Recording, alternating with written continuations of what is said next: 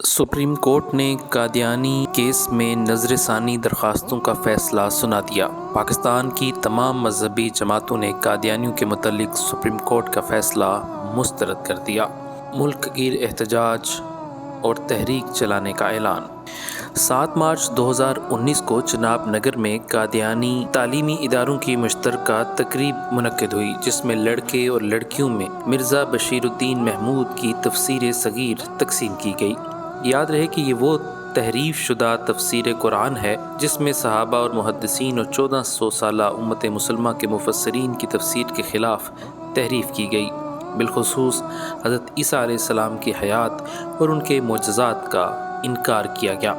6 دسمبر 2022 کو تحریف شدہ تفسیر صغیر کی تقسیم پر تھانہ چناب نگر میں اس تفسیر کے تقسیم کرنے پر مبارک ثانی پر 295B اور 295A اور قرآن ایکٹ 2011 کے تحت مقدمہ درج کیا گیا۔ 1 سال بعد مبارک احمد ثانی قادیانی کو گرفتار کیا گیا۔ اس کی گرفتاری پر قادیانیوں نے چناب نگر تھانے پر حملہ بھی کیا، جس پر کوئی قانونی کارروائی عمل میں نہیں لائی گئی۔ کیس سیشن کورٹ میں گیا، ملزم پر فرد جرم عائد ہوئی۔ ایڈیشنل جج راجہ اجمل نے ستمبر 2023 میں ضمانت خارج کر دی۔ ضمانت کا کیس ہائی کورٹ لاہور میں گیا۔ نومبر 2023 میں جسٹس فاروق حیدر نے سیشن کورٹ کا فیصلہ برقرار رکھا اور ضمانت خارج کر دی۔ ضمانت کا کیس سپریم کورٹ میں گیا۔ قادیانیوں نے ضمانت کی درخواست دی تو 6 فروری 2024 کو ملزم مبارک احمد ثانی قادیانی کو ضمانت پر سپریم کورٹ نے بری کر دیا۔ ملک بھر میں صدائے احتجاج بلند ہوئی، جس پر حکومت پنجاب اور مذہبی جماعتوں نے سپریم کورٹ میں نظر ثانی کی درخواست دائر کی، جس پر سپریم کورٹ نے 26 فروری 2024 کو ملک کے اہم اداروں سے رائے طلب کی، جن میں سے بعض اداروں کے نام یہ ہیں: جامعہ دارالعلوم کراچی، جامعہ نعیمیہ، اسلامی نظریاتی کونسل، جامعہ سلفیہ، جامعہ امدادیہ، قرآن اکیڈمی، جامعہ محمدیہ بھیرا وغیرہ۔ 28 مارچ 2024 کو نظر ثانی کیس کی تاریخ تھی، جس میں عدالت نے کہا کہ اداروں کی آراء آ چکی ہیں، لیکن ہم نے ابھی ان کو دیکھنا ہے۔ 3 ہفتوں بعد دوبارہ سماعت ہوگی۔ دوبارہ 28 مئی کو تاریخ سماعت کا اعلان ہوا، لیکن سماعت نہ ہو سکی۔ پھر 29 مئی کو سماعت ہوئی۔ سماعت 3 رکنی سپریم کورٹ کے بینچ نے کی، جس کے سربراہ چیف جسٹس آف پاکستان جناب قاضی فائز عیسیٰ اور جناب جسٹس عرفان سعادت خان اور جناب جسٹس نعیم اختر افغان تھے۔ ملک بھر کی مذہبی جماعتوں کے وکلاء اور لیڈران اس سماعت پر موجود تھے۔ وفاق المدارس العربیہ پاکستان کے سربراہ حضرت شیخ الحدیث شیخ الاسلام مفتی محمد تقی عثمانی صاحب نے عدالتی حکم پر نظر ثانی کے کیس پر ایک جامعہ رائے کئی صفحات پر لکھی۔ دارالعلوم کراچی کے مفتی تقی عثمانی، جامعہ نعیمیہ کراچی کے مولانا مفتی منیب الرحمان، جامعہ سلفیہ فیصل آباد کے مولانا یاسین، جامعہ امدادیہ فیصل آباد، قرآن اکیڈمی اور ان 5 اداروں نے متفقہ طور پر مولانا مفتی تقی عثمانی کی رائے پر اعتماد کا اظہار کرتے ہوئے دستخط کر دیے۔ اسلامی نظریاتی کونسل اور دوسرے اداروں نے اپنی علیحدہ آراء جمع کروائیں۔ ان تمام اداروں کا اس بات پر اتفاق تھا کہ چیف جسٹس کا قادیانی مبارک احمد ثانی کیس کا فیصلہ ضمانت درست نہیں، تصحیح طلب ہے۔ گورنمنٹ پنجاب کے ایڈوکیٹ جنرل، مدعی کے وکلاء اور دیگر 30 کے لگ بھگ ادارے، شخصیات جو نظر ثانی میں فریق تھے، سب تحریری طور پر متفق تھے کہ عدالت کا فیصلہ درست نہیں ہے۔ 24 جولائی کو عدالت نے محفوظ شدہ فیصلہ سنا دیا۔ جو فیصلہ آیا، اس میں تمام مذہبی اور سیاسی جماعتوں، وکلاء تنظیموں نے اس فیصلے کو مسترد کر دیا اور احتجاج کی کال دے دی۔ اس فیصلے میں ایسا کیا ہے جس کی وجہ سے تمام مذہبی اور سیاسی جماعتوں نے اس فیصلے کو مسترد کر دیا؟ اس کے متعلق جمعیت اہل حدیث کے سربراہ علامہ ہشام الہی ظہیر نے گفتگو کرتے ہوئے کہا کہ پرسوں سپریم کورٹ نے مبارک ثانی کیس کا ایک فیصلہ کیا، اور جو فیصلہ جاری کیا اس کے اوپر انا للہ و انا الیہ راجعون پڑھنے کے علاوہ کوئی چارہ نہیں۔ محترم چیف جسٹس صاحب، آپ لوگوں کے اوپر تھپتی اور تانا کستے ہیں آئین کو ری رائٹ کرنے کا، اور آپ اسلام اور شریعت کو ری رائٹ کرنا چاہتے ہیں۔ آپ قرآن اور حدیث کو ری رائٹ کرنا چاہتے ہیں؟ آپ نے آئین کو ری رائٹ کرنے کی پھپتی کیا کسی؟ آپ نے آئین کا قانون کا جنازہ نکال دیا۔ فیصلہ کیا دیا؟ بے شک قادیانی غیر مسلم ہے، پاکستان کے اندر غیر مسلم ہے، لیکن وہ اپنی چار دیواری کے اندر، وہ اپنے اداروں کے اندر، وہ اپنے مراکز کے اندر اسلامی شعار کے مطابق کوئی عبادت کرنا چاہیں حدود و قیود کے ساتھ تو ان کو اجازت ہے۔ انا للہ و انا الیہ راجعون۔ عقل کے اوپر کیسا پردہ ہے؟ کل کو کوئی مذہب اٹھے اور کہے کہ مجھے ہمارے مذہب میں بچوں کی قتل کی اجازت ہے، میں ایک مثال سمجھانے کے لیے کہہ رہا ہوں، اور یہ قتل سے زیادہ سنگین ہے ارتداد اور ختم نبوت کا انکار۔ میرے مذہب میں، میرے مسلک میں بچے کے قتل کی اجازت ہے، چیف جسٹس صاحب کہیں گے جی چار دیواری کے اندر قتل کر دے۔ یہ دنیا کا کون سا آئین بنانا چاہتے ہیں اور قانون بنانا چاہتے ہیں کہ جو اوفینس، جو جرائم اس قدر سنگین ہوں کہ جن کی سزا تعبیراً، قانوناً، حداً ہر طرح موجود ہو، وہ جی چار دیواری کے اندر جائز ہے۔ قتل معاشرے میں حرام ہے، گھر کے اندر کر لو ٹھیک ہے، ڈکیتی باہر تو حرام ہے، گھر میں کر لو ٹھیک ہے، زنا بھی جبر باہر تو حرام ہے، گھر میں کر لو ٹھیک ہے۔ یہ چیف جسٹس صاحب نے جو فیصلے کی دو شکیں ہیں، عجیب ہیں اور انتہا ہو گئی ہے۔ پہلی بات، جو تحریف قرآن تفسیر صغیر ہے اس کی پبلیکیشن کے اوپر پابندی نہیں لگائی گئی۔ قادیانی قرآن پاک میں جو مرضی تحریف کر کے اگر قادیانیوں میں بانٹیں گے تو وہ جی تحریف قرآن کے زمرے میں نہیں آئے گا۔ انا للہ و انا الیہ راجعون۔ اس بات کا مطلب اور مفہوم شاید قاضی صاحب کو پتہ ہی نہیں۔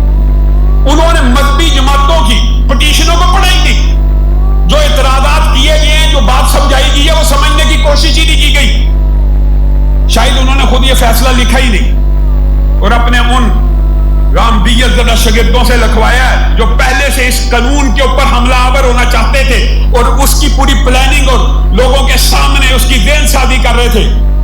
آپ چیف جسٹس آف پاکستان ہیں، آپ نے کبھی بجلی کے بلوں کے اوپر سو موٹو نہیں لیا، آپ نے کبھی عوام کی پریشانی کے اوپر سو موٹو نہیں لیا۔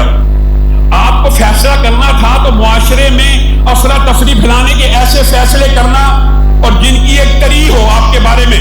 یہ الزام بھی موجود ہے کہ آپ نے حفظ قرآن کے نمبر کاٹے ہیں، اور آپ کے بارے میں یہ الزام بھی موجود ہے کہ آپ نے کہا آپ نے آپ کو حاصل مت کرو، مولانا مت کرو۔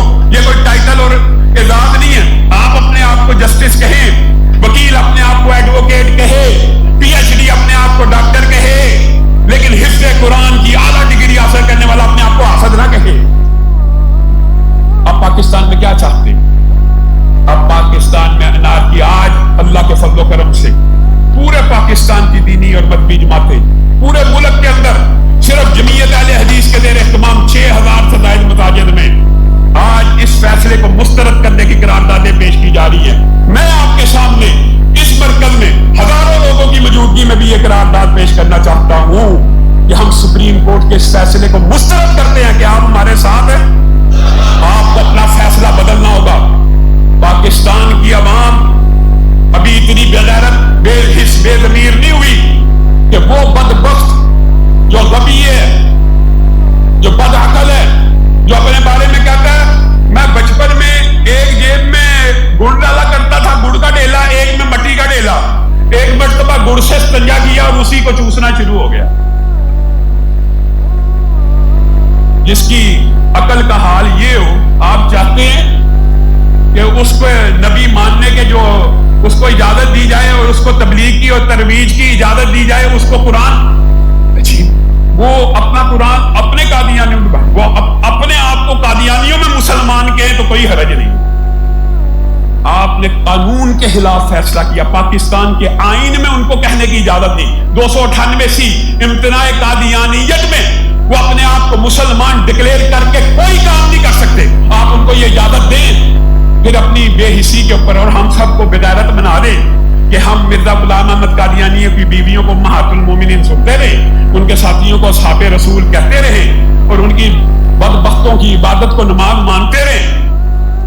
اگر آپ ان کو حقوق دینا چاہتے آپ کھلے الفاظ میں لکھ دیتے کہ ٹھیک ہے یہ اپنے آپ کو پاکستان کے قانون کے مطابق غیر مسلم تسلیم کر لیں اور جو مرضی کرتے تھے، غیر مسلم مان کر ان کو اقلیتوں کے حقوق دیے جا سکتے ہیں۔ اگر وہ اپنے آپ کو مسلمان کہیں گے تو یہ دھوکہ دینے کی اجازت نہیں ہے۔ ایسا غبی آدمی ایک نبی کی توہین نہیں کی، سارے انبیاء کی توہین کی، اور کہتا ہے کل انبیاء کے معجزے اتنے تھے اور مجھے کہے کہ اس سے بھی زیادہ ہے۔ جی آپ کا سب سے بڑا معجزہ کیا ہے؟ میرا سب سے بڑا معجزہ یہ ہے کہ میری جب شادی ہوئی میں شادی کے قابل نہیں تھا، لیکن ابھی 5 ماہ نہیں تھے گزرے بچہ پیدا ہو گیا۔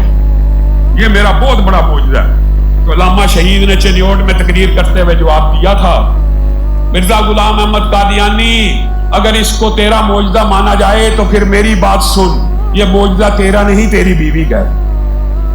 وہ تو شادی کے قابل بھی نہیں تھا اور بچہ 5 ماہ میں پیدا۔ یہ ایسا غبی آدمی، یہ ہماری بد نصیبی ہے۔ سابقہ جتنے بھی نبوت کے دعوے دار ہیں وہ ایول جینیس سے، ایول جینیس شیطانی ذہانت کے حامل، یہ بدبخت غبی کم عقل ہمارے بارے میں، مسلمانوں کے بارے میں جو یہ الفاظ استعمال کر۔ اب مجھے چیف جسٹس صاحب یہ بات کریں، بیان فرما دیں کہ قادیاں کو مکہ مکرمہ کہتا ہے، ربوہ کو مدینہ منورہ کہتا ہے، کیا مسلمان مکہ اور مدینہ قادیان اور ربوے کو کہنے دیں گے؟ آپ کیا چاہتے ہیں معاشرے میں؟ نظر ثانی کرنی ہے تو پورے فیصلے کے اوپر کیجیے، آپ کی کوئی عزت میں فرق نہیں پڑتا۔ اور میں ایک بات کہہ کے اپنی بات کو ختم کروں گا، دکھ ہوتا ہے اللہ کی قسم، سیاسی جماعتیں کیا چیز ہیں۔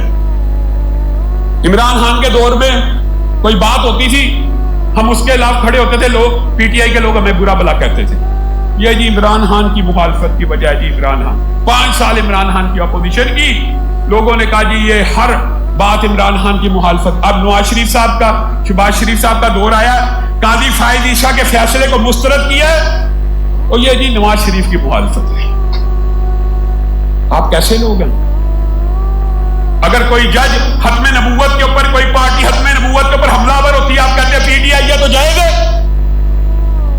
نون لیگ ہے تو جائے گے؟ کبھی عمران خان اور نواز شریف کو مائنس کر کے دین اور اسلام کے لیے بھی سوچا کیجئے۔ یہ فیصلہ قاضی فائز عیسیٰ کے خلاف پاکستان کی دینی جماعتیں اللہ کی قسم نواز شریف کی وجہ سے نہیں ہے۔ ہم تو میں ذاتی طور پر جس وقت قاضی فائز عیسیٰ کے، آپ جانتے ہیں، آپ گواہ اس بات کے، قاضی فائز عیسیٰ کے خلاف امپیچمنٹ کی اور اس کے خلاف سزاؤں کی پی ٹی آئی دور میں تحریک چل رہی تھی، سب سے بڑا اس کا مخالف میں تھا، قاضی فائز عیسیٰ کی حمایت کی، اللہ مجھے معاف کر دے۔ اس دور میں سب سے زیادہ حمایت کرنے والا میں تھا کہ اس کے ساتھ ظلم ہو رہا ہے، اس کے ساتھ زیادتی ہو رہی ہے، اس سے لوگوں نے امیدیں وابستہ کی، اس سے اپوزیشن نے توقعات وابستہ کی۔ ہمیں کیا پتا تھا کہ ہماری توقعات کا نتیجہ یہ نکلے گا؟ اور آج اگر ہم قاضی فائز عیسیٰ کے اس فیصلے کو مسترد کرتے ہیں تو آپ دیکھیں سوشل میڈیا کے اوپر، کل میں نے ٹویٹ کی اور آج پاکستان بھر میں پرامن احتجاج اور قراردادوں کی مطالبہ پیش کیا تو نیچے نون لیگ والے، علامہ صاحب بس کر دیو، اے جی نواز شریف کا بغض ہے، قاضی فائز عیسیٰ کے فیصلے کو مسترد کرنا نواز شریف کا بغض ہے، یہ آپ کی کل عقل ہے۔ جبکہ عالمی مجلس تحفظ ختم نبوت کے اعلامیے کے مطابق مرکزی امیر مولانا حافظ محمد ناصر الدین حاکوانی نے کہا ہے کہ مبارک احمد ثانی قادیانی کیس کا فیصلہ آئین، امتناع قادیانیت آرڈیننس اور ظہیر الدین فیصلے کے خلاف ہے۔ فیصلے سے قادیانیوں کو قرآن و سنت اور آئین پاکستان کے خلاف اسلام اور پیغمبر اسلام کی اہانت کی کھلی آزادی دی گئی ہے، جو کسی صورت برداشت نہیں کی جا سکتی۔ اعلامیے میں کہا گیا ہے کہ تحریف شدہ قرآن کریم کی اشاعت کے فیصلے کو بحال رکھنا قادیانیت نوازی ہے۔ نظر ثانی پٹیشن میں زیر بحث شکوں کی وضاحت نہیں کی گئی، بلکہ کہا گیا ہے کہ قادیانیوں کو اپنے ادارے، گھروں، عبادت خانوں اور چار دیواری میں ارتدادی سرگرمیوں کا حق حاصل ہے۔